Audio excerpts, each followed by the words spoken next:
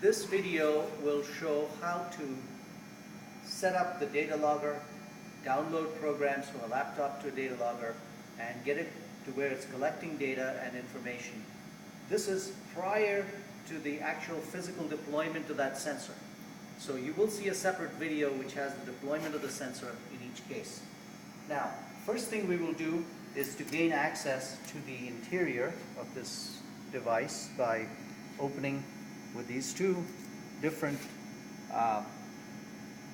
tools, if you will. We'll pull these apart and remove the end piece. In this case, we were a little hasty in doing that. And so anyway, this is the battery, and the battery is chargeable.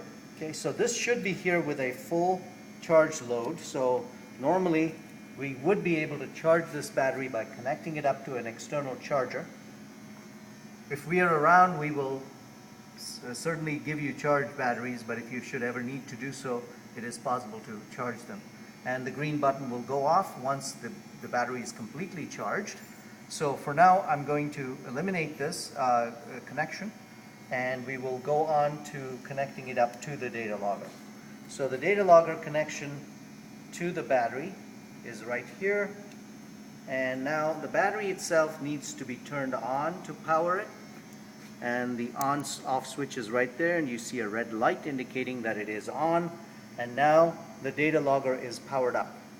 What I will do next is to move the Datalogger out just sufficiently so that it exposes the serial I/O port, and now we need to connect this up with a laptop, which you will see in a moment, which has the programs that you will need.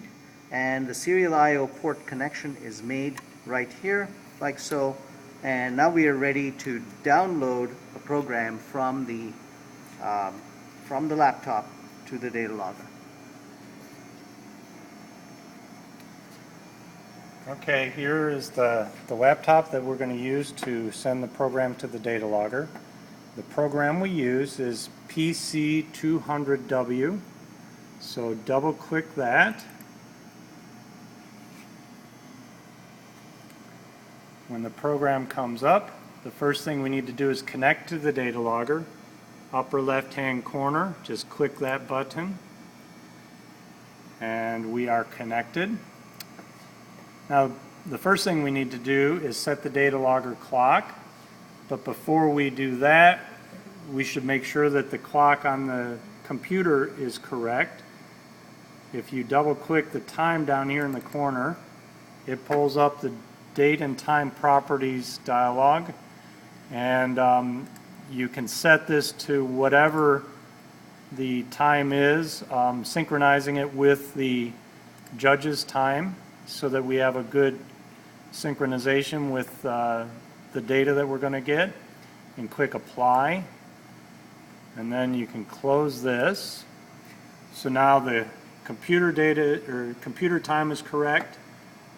So we fix the Datalogger time by clicking set clock, and you will see that change to the same as the computer. So now all that is left to do is to send the program. So you click this button.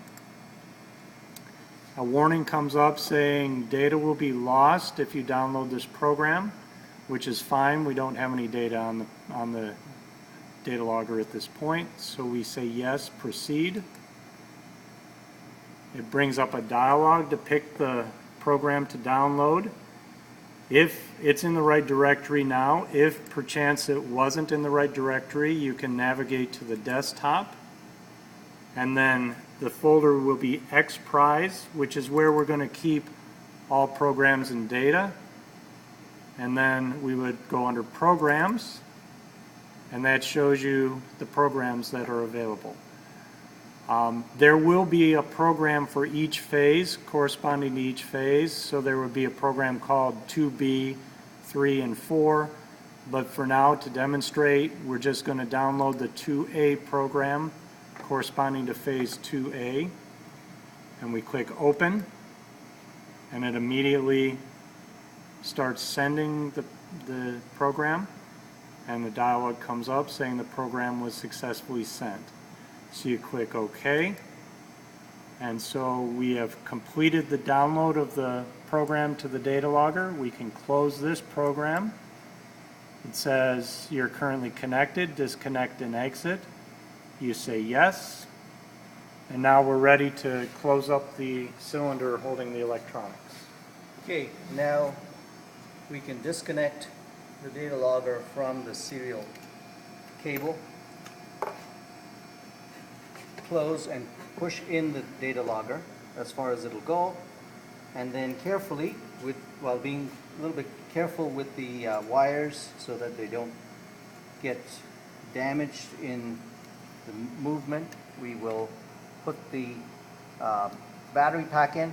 Note one thing though, battery must be on, and it must always be on, because anytime it's turned off, the entirety of the data will be lost. And so we're going to put this in, and then the last step is to close carefully the end piece, which should go in with that slight pressure, and a little bit of twisting should enable us to get this all in. And now the instrumentation is set, it's ready, it's collecting data. It will continue to collect data so that when you actually upload the data onto a computer later, you will need to ignore the early part until the time that you actually deploy the sensor into the seawater.